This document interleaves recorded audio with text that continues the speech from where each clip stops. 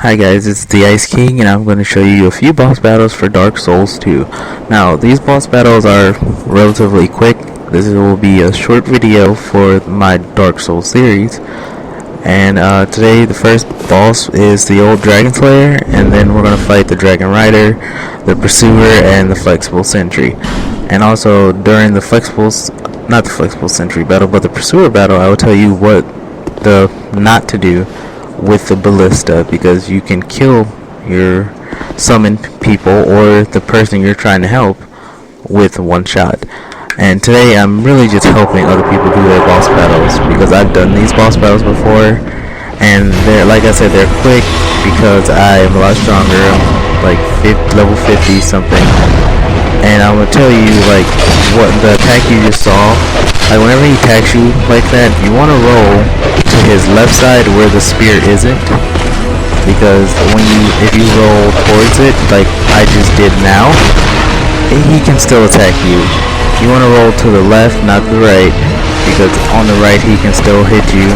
And one move he didn't do, it was this special move where he jumps up and slams down, and that move does a lot of damage to you, but if you're back like around 10-15 feet away, you don't have to worry about it actually hurting you.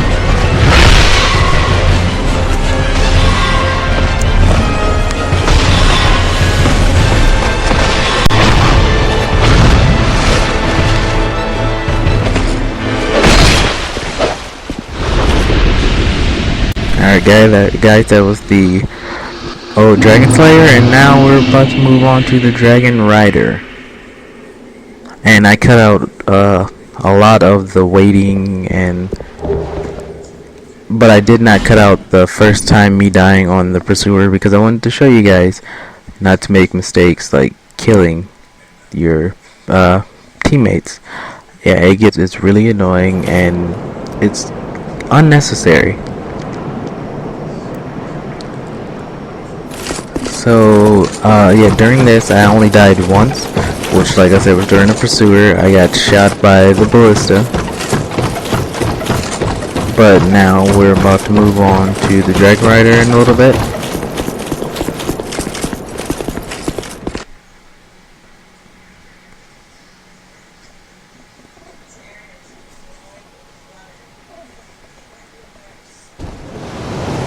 Alright guys, now we're back with the Dragonrider. Honestly, during this fight I had some problems. I still have my magic out. I meant to have my sword out, which you'll see, and it gets me in a little bit of trouble up until I switch. And then I switch back to my sword, when you attack the bosses with magic, depends on how high a level you are, it's really effective. But in my case, I'm not that high of a level in magic, because that's not what I picked. But yeah, I switched to my sword, and this boss battle ends relatively quickly. So basically, the moral of all of these stories is to have help.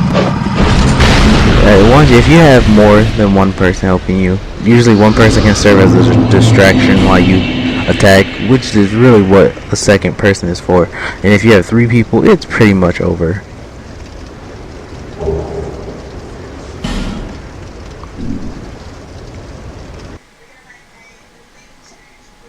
Alright, now here's the battle I was talking about with the Pursuer. And this guy that summoned me was actually the one that killed me. We were, I don't know, maybe a little bit over halfway to killing the boss, but he ends up shooting me with the ballista, and I was sent back to my world. Now, when you die in a summoner's world, you lose nothing. You don't lose your souls, you don't lose nothing. Basically, you're not punished for dying or for trying to help someone.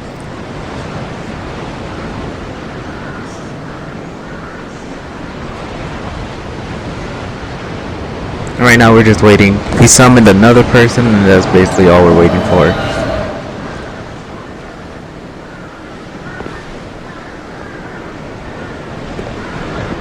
I was thinking maybe in the next video I can show you guys how to beat the last giant, I believe that's what it's called. I know a lot of people have done it, but I'm gonna do it because I didn't get to it today. Nobody was summoning me for that. Also, I want to tell you guys about that you can speak to people during the game. Like, they have these little icons next to their names, like this guy I'm looking at right now. And the icon under my health bar is basically telling you they have a mic and you can talk to them. And yeah, see right there, that's when it happened. The guy shot me with the ballista because he didn't wait for me to move. I mean, he just wanted to shoot the boss. He doesn't care. He just kills me. So now I'm going to show you the right way to fight the boss. And in this battle, the people do use the ballista, but the person who summoned me again almost got me and the other person he summoned. So it's very important that you watch where you're shooting. And you have no control over it, so please be sure there's no one in the way. The other guy that I was summoning actually used the ballista, and he did it very effectively. No one got hurt, and only the boss took damage. So that's exactly what you want. You don't want people to die and be mad about it. So just again, I can't say it enough. Watch out, because you're going to kill someone.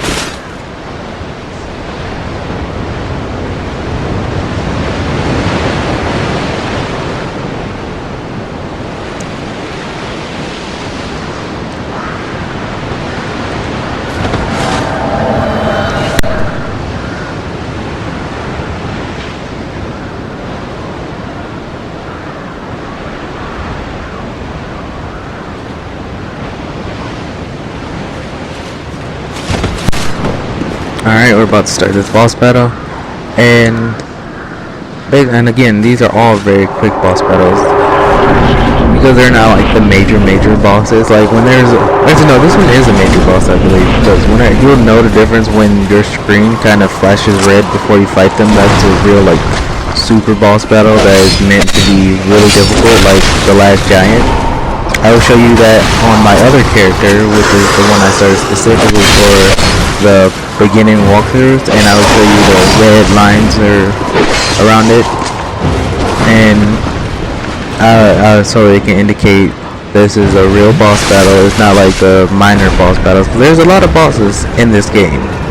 But in the beginning it tells you there's like 4 major bosses that you need to defeat.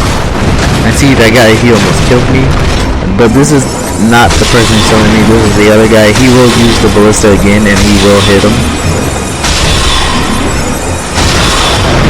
See, he hits him there, and then I believe the guy who summoned us used the ballista again for no reason, because obviously he had almost no health and we could handle it now. But he uses it again, and he almost hits both of us.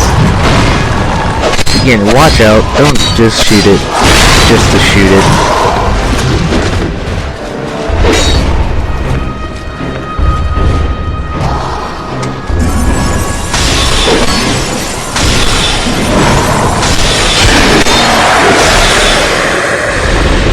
Alright, that wraps up boss battle number 3 with the Pursuer. And on to the last boss battle of the day, and it is the Flexible Sentry. Now, the Flexible Sentry is on a boat. I don't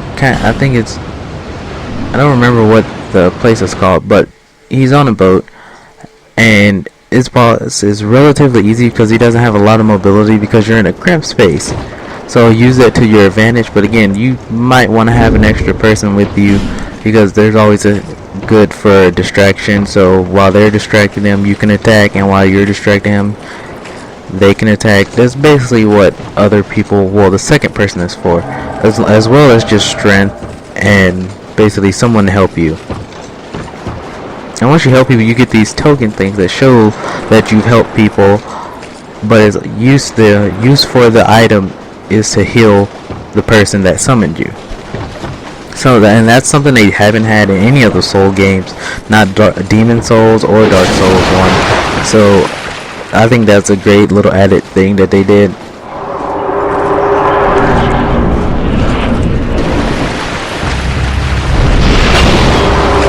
Alright guys, this is the flexible sentry. If there's two people, they can attack you with both sides. Usually they don't attack at the same time, it's only one at a time. And actually the other guy that was sitting with me dies from one of their like major attacks, and it's really, you have to dodge, be sure to dodge, otherwise you'll just die like he did. Like, when you see those attacks, kind of like that, how I backed up, don't just stand there, try to dodge it. And again, usually dodge to the, either to the left or the right, mostly to the left, because the left is usually the weak side. So yeah, that wraps up everything. Thanks for watching, and if this video helped you at all, or if you liked it at all, feel free to like and subscribe if you already haven't. So yeah, thanks guys, and I'll see you later.